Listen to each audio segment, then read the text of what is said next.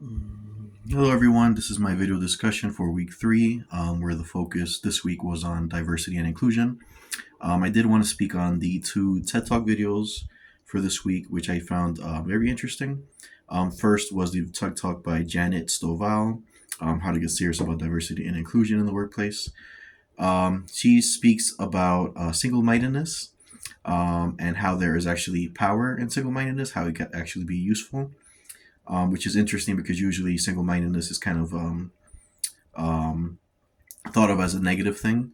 But what I kind of got from it was that single-mindedness or single-mindedness allows you to kind of focus on a problem and really dedicate your efforts on that problem. And she talks about how organizations can actually get serious about diversity and inclusion is to one, identify the actual problem, which in this case, could be diversity and inclusion. You need to have real numbers, such as percentages that you are looking to actually hit. For example, you're trying to get a 30% increase in diversity in the workplace by a certain time. And then also it's important to have real consequences. So if you're not hitting those marks, there are actually real consequences, which it could be kind of dramatic, but for example, people could lose their jobs or whatever other any consequences really. But it's important to have those three things.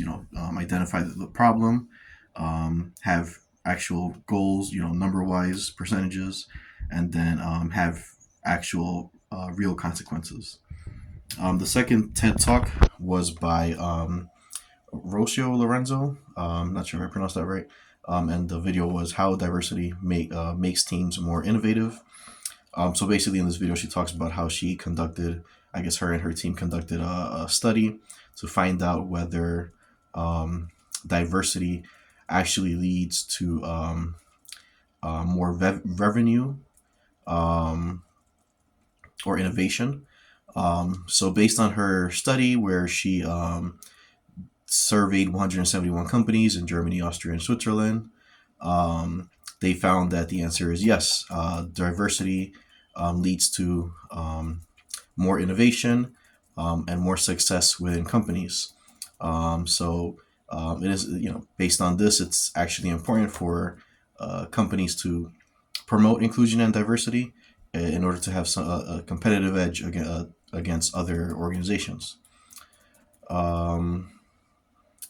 So question number 2 was, what steps does my workplace take to foster inclusion?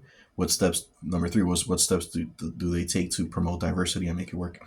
So I don't know if I can really speak on certain steps. There are really, in my workplace, I work for Jersey City Medical Center.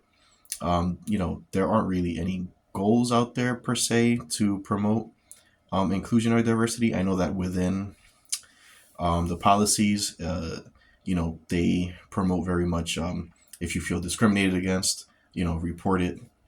But that's pretty much it.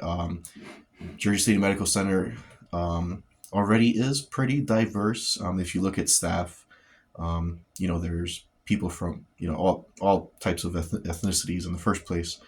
So I don't think diversity is an issue, at least at the moment in my workplace. So I don't know if I can speak on what steps they have taken. It's not something that's out there, or something that information is not exactly out there for everyone to see, and it's not really an issue at the moment. Okay, so that's pretty much it for this video. Thank you for listening.